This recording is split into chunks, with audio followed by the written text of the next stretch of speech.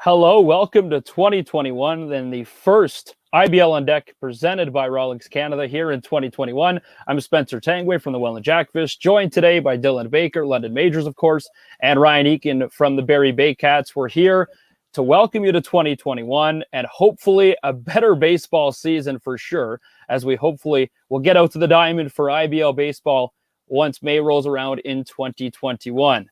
Joining us today, it'll be the Commissioner, John Kastner. We'll catch up with him. We'll talk about what this league has been preparing and what have they been kind of talking about to get 2021 going a lot better than 2020 did. Believe it or not, this is day number 301 since the pandemic started. If you're keeping track at home, 301 days since March 13th, 2020, a day that no one will forget and will go down in the history books for sure. Dylan, I don't know about you, but baseball, of course, big for all of us. But how has it been? You know, you got to be a part of the legacy game back whenever that was. It seems so long ago in 2020. How has it been since then, keeping with no baseball? You know what, Spencer? It has been tough because I rely on baseball for a lot of my entertainment, and I have such a joy doing all the broadcasting with the majors, and it's been hard. Luckily, the Legacy Classic was a great success, and it was a really fun. So I think that made up for some of the missing games during the summer, but definitely a big part of how I like to spend the warmer months gone. And obviously, Ryan, the same to you. I mean, Barrie Bay Cats, another dominant season in 2019. 2020, an asterisk year, I guess, no championship. So we could say the streak is somewhat gone, but the defending IBL champions, what's going on in Barrie and what is the scene right now with no baseball? Yeah, right now we're just trying to keep busy in terms of content, producing content online for you, for the IBL fans. London is doing a great job of that too, as is Welland. So we're just trying to help out with the promotion of the league the best way we can. Well, John Kastner is with us to kind of talk about the IBL and what the league itself is doing. And I know a lot of things have been going on. Of course, you at home, if you have any ideas and you'd like to comment, please comment, and we'll try to get to any question you may have. I know the IBL has brought on the IBL tracker for the website. Any signings, any big news, we'll keep you updated for anything IBL. So we'll welcome John to the show and we'll get his thoughts on what the IBL has done. John, thank you for coming on and sharing your time again, once again. Well, thanks very much, guys. An absolute pleasure. Thanks for having me. We're excited John, to have you I'll on, start. John, now. Oh, excuse me, Spencer. No, go ahead. I was just going to ask John, 2020 was an unprecedented year. How do you expect the league to bounce back after a year with no revenue?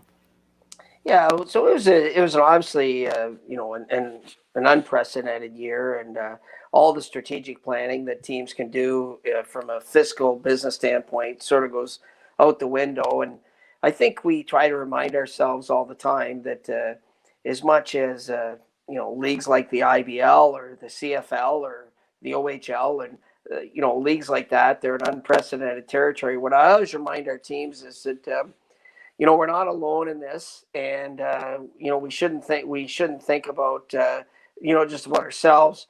I mean, I live in Stratford, the Stratford Festival, which has 650,000 people a year, has 1,000 employees. It was shuttered for the entire year. You look at the theaters in Toronto, etc. Everybody in the entertainment industry. I work at a museum where we have a Justin Bieber exhibit. I know that's a big departure from this call, but he was going to have a 50 stop concert tour in 2020 and 2021. So there's a lot of elements of society that have had to deal with this, and we can take some solace in that. By the same token, we did cut down our expenses right down as much as we could. And I think we're all in good shape. All 8 teams are in good shape heading into 2021. And we sort of survived this and are ready to sort of roll as, when May or June rolls around. John, you mentioned June just a second ago, and you also mentioned a couple of days ago in an article in the Record in Kitchener. Just how late into the season or into the fall is this league expected to operate, and how long would this team or this league be willing to operate? Yeah, so we've done a couple of mock-up schedules. We have a big league meeting on Monday night where we're probably going to approve one of those start dates. It's likely either going to be June 1st or June 15th. In both cases, that takes us to about the 20th of September. We historically finish right around Labor Day. We start sort of 5th of May, 15th of May.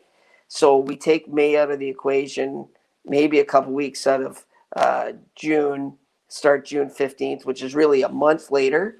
And we think we can compress the schedule down to finish sort of third week of September. So, I think lots of times all of us will say, the league's over and you're out golfing or you're going for a walk sort of second or third week of September, and you go, boy, tonight would have been a pretty nice night for a ball game. So I don't think, we're not going to get into, snow and frost and, wearing mitts and toques and all that stuff. I think we can wrap this up by mid to late September.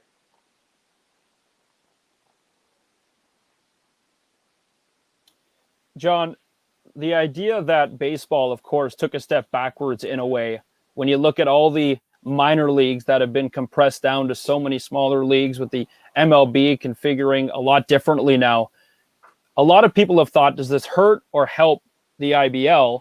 And will more import cards and more import spots ever be opened up to allow those minor league players who may have lost a chance somewhere else to come better this league?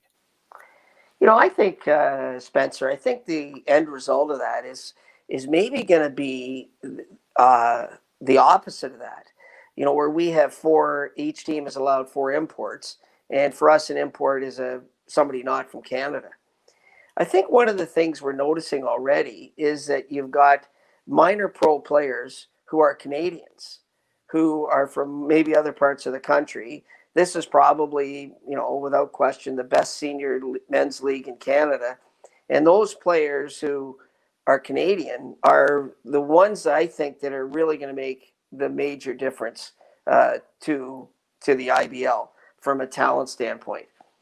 Particularly this year, where as much as we want to start the 15th of June or June 1st, I'm not sure what's going to happen about the border.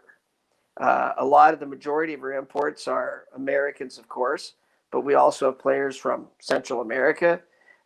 And I'm not sure, and I'm not sure anybody in Canada is sure, is when somebody's going to be able to come to Canada, either A, from the United States, or B, from Central America. So I think those Canadian players who historically have played minor pro ball, I think that's what the fan and the general managers are where they're going to notice the biggest change. For sure. Now, the imports are certainly going to be something to watch this IBL season, whether we'll even have any. Is there a message that you're giving to teams right now on that topic? Maybe have a lot of added Canadian guys to potentially use as a contingency plan in case there are no imports? Is there something you're telling teams right now? Yeah, and I know a couple teams have different strategies as to how to enter into this. You will have seen, you mentioned the IBL tracker, you will have seen that lots of imports have been signed. And I've told teams they do so at their peril. We made a commitment 2-3 weeks ago to go with 4 imports. And some people are going to say, okay, I'm not hopeful. I'm going to go have an all-Canadian roster because I'm not sure I'm going to get anybody across the border. Or we may extend the signing deadline. Quite likely we will. Right now it's the last Monday of June for you to sign somebody. We're likely to add 10 days to that. So do you get into, say, the first Monday in July, second Monday in July, that becomes your signing deadline? And I think the common perception is that by the middle of July, things should be calmed down. If we don't have widespread use of vaccine, the border under control, probably in a position where people are able to go across the border in some sort of fashion. Maybe they have to go in quarantine when they get here. But I think by July, all data seems to indicate that we should have some sense of normalcy, albeit not like it used to be. Sean, does this league need fans in the stands to operate in 2021? Yeah, no question. There's no question. What that number is, how many fans that is subjective. Some clubs can say, okay, we're not bringing in any imports. We're not going to take buses. We're going to carpool. We're going to cut our expenses down as much as we can, and we can get by with 250 or 300 fans. There is a business model that lends itself to that. The other traditional one is that, for us to have a traditional season, 4 imports, teams taking buses, the food after games for players, those sorts of things. This league needs fans. 2 reasons for that. One is we obviously don't have any television rights. So we've all just watched the World Juniors complete. There's enough people watch that on TV that, certainly Hockey Canada and the IHF didn't make the money they historically make, but they're able to present that tournament. We're not in that position. The other downward pressure for us is that you only need to go through an IBL program once, and in that program, you'll see restaurants and bars and hotels and all those things that right now are, taking advantage of government grants, are doing curbside delivery, are trying to keep the lights on. So there's downward pressure on our sponsors as well. I mean, I'm a glass half full guy. I think by the 15th of June, a lot of people in Canada got vaccines. Restaurants are open, bars are open, hotels are up and running, and we're in a bit of an economic boom, is what I'm thinking. By the time July, August rolls around, this is in the rearview mirror.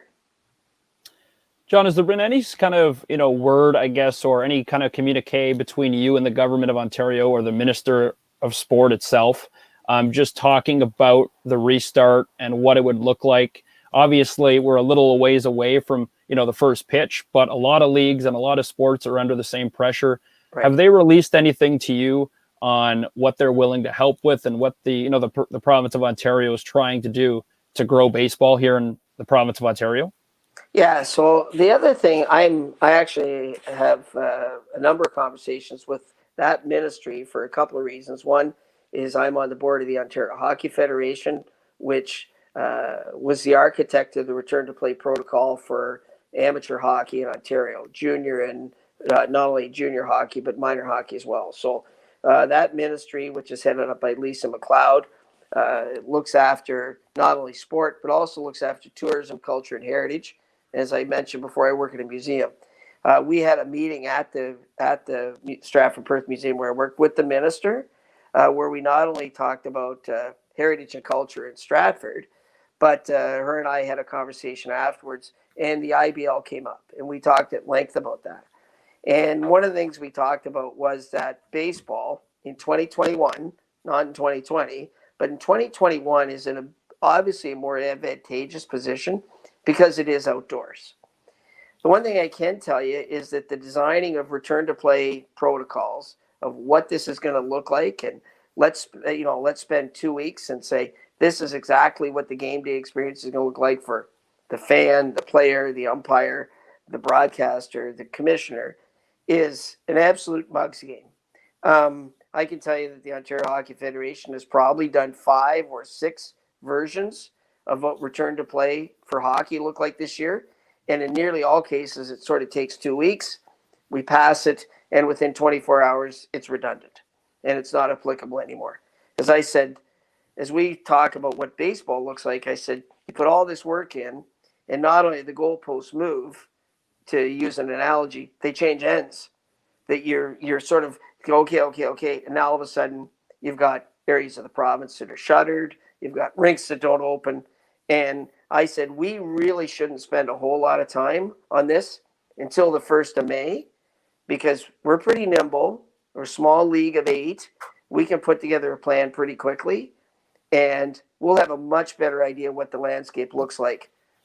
By May and by the 24th of May weekend, we'll have a real good idea of what's expected of us. And before that, it's just conjecture. Right. Yeah, and I know the Greater Ontario Junior Hockey League, which is one of the bigger junior B leagues in southwestern Ontario, was talking about playing their games if they were able to return in December, which they were not due to the pandemic situation. They were talking about playing in mini cohorts where they would have two teams play each other a bunch over 2 weeks and then take 2 weeks off. Is that something the IBL has explored? No, no, and we're in a different situation because of that. First of all, because we're a much larger geographical footprint, we would be hard pressed to get two teams, let alone three or four teams, into one health unit. And even now, where they don't want players going from one health unit to compete in another health unit, and that was the theory of building those little sort of mini cohorts. The other difference for us is the aforementioned issue of we're outside, which is a lot different. And the other thing is, by and large, our players are men. They're adults, and they're not in school, and they're not in university, and so that's another variable as well. I think the key for us is if we can get, we're going to enter into this, I think, in an environment where terms like cohorts and bubbles and health units and health unit regions and things like that, I think, hopefully, when we get to start throwing the first ball, all that sort of vernacular and that vocabulary is something that will be in the past tense. John, for 2022, you mentioned last week in a letter to the league that this league might have two expansion teams for 2022. Just can you discuss what's going into that as of right now? Yeah, so we started this process, I would say, at the end of 2019, and initially the idea was that we would have an expansion team in 2021. And we had given sort of conditional approval to that. Since then, a lot has happened, of course. The pandemic, which again puts downward pressure on sponsorship, puts downward pressure on renovations to a municipal ballpark. So we backed that application off until 2022. Meanwhile, during 2020, we had interest from a number of communities that I would say are within our footprint. So we're not talking about Windsor, we're not talking about crossing the border, any place like that. These are places like Ottawa, these are places that are pretty much within our geographical footprint. We've had, I would say, 4 or 5 tire-kicking exploratory conversations, but out of that, in addition to the one that I'm very hopeful and with confidence for 2022, we've had 2 or 3 really good conversations from other communities with real interest for 2022 as well. So with more teams and with more players, and we talked about how the leagues are conforming and a lot of more opportunities for Canadians coming in, do the standards grow in the IBL? We're marketing as Canada's best league. What does this league look like going forward with players, having less opportunities to play on teams, but more teams coming in the IBL, which grow better opportunities for our players? Like, do the standards or requirements get a little bit higher to improve the quality of baseball? Yeah, so we started a program 4 years ago. With not including the 2020. We started a program, so we went through 3 years of what we called practice. And I referred to it as practice, where we developed minimum standards for our teams. It was largely based on fan experience, what the fan and what the player experiences at the ballpark. Over the last years, we haven't had any baseball. We have developed those standards to a point that they're even more robust. And we've got 4 areas of standards. So the fan experience is one, the website presence is another, the umpiring standards is another, and then the third is sort of league involvement and league clarification. So that if you go to somebody's website, you can find out exactly where their park is, their roster's current, there's headshots with all the players. That sort of stuff that that the social viewer would see. So we have gone through and made changes to those standards over the last 3-4 years. And now we've got a document, which we will also vote on next week, which everybody has seen and reviewed. We've made some changes to. And that document will be voted on next week. And I think that it will make a significant difference to the player who competes in the league. The idea there is that no matter what team he's on, the experience should be largely the same. Now, I can tell you that for people that know the league, playing a game in London is different than playing a game in Kitchener, and it's different playing a game in Toronto, and it is in Barrie. But there should be some things that are the very same, and that is, other than your uniform, the baseball experience should be very similar and very comparable and of similar quality in each of those parks. And the same would be for the fan or the same person that goes to a website, that the websites should be pretty consistent from a quality standpoint, no matter what website you go to. So I expect that those minimum standards will get embraced next week. And that will, in my opinion, will mean an appreciable difference for the player and the fan. Well, we thank you for coming on. You touched on so many great aspects. It's the what if game, I guess. And I'd love to just ask you, when is the first pitch going to happen? But we obviously know you don't have the answer, and we won't have the answer until, people keep staying home and wearing their masks, and hopefully the numbers go down so that we can see the home runs go up. That's the best way to put it. Yeah, exactly. Well, and as I said before, I am a glass half full guy. And, when you look at the COVID numbers in Ontario, you look at the infection rates, you look at all those things, there is not a lot of room, not a lot of hope for optimism in the short term. That said, as two vaccines, possibly within a week, 3 vaccines, some sort of organized and massive rollout of those vaccines, which I hope is in development, that there can be a significant change as we get closer to June. I think the one way to look at this, and of all people, I heard Dr. Fauci talking about how this pandemic came on us very quickly. It's not going to go away as quickly, but it is going to go away with a very scheduled, and you'll be able to put mileposts there and say, by May we should be here, by June we should be here, and by July we should be there, and you can say that with some confidence. And July playing baseball. We can put that. I sort of put that at the end of the road. Yeah, I got the middle of June circled. All right, we'll go with that. Yeah. We'll keep you to that one for now. Anyways, thanks for coming on again. We really appreciate it. You guys do a great job. As we look at how the IBL is getting better, we can't ignore things like this. The social media presence and the information. I worked in the newspaper industry for a long time, covered the IBL as a sports writer. This is a great vehicle to take information to our fans and our players. So, programs like this is another example of how the IBL has really matured, is much more robust. Well, I could speak for all three of us and the fans. I know everyone cannot wait just to get back to the ballpark and some normalcy of IBL baseball. That is for sure. Right. Once again, John, thanks for coming on. Thank you, guys. There he is, John Kastner, IBL commissioner. And I'll start with you, Ryan. He touched on basically everything we wanted to hear. I mean, it's optimistic that we do play baseball in June. We hear the start date approximately June 1st or maybe June 15th.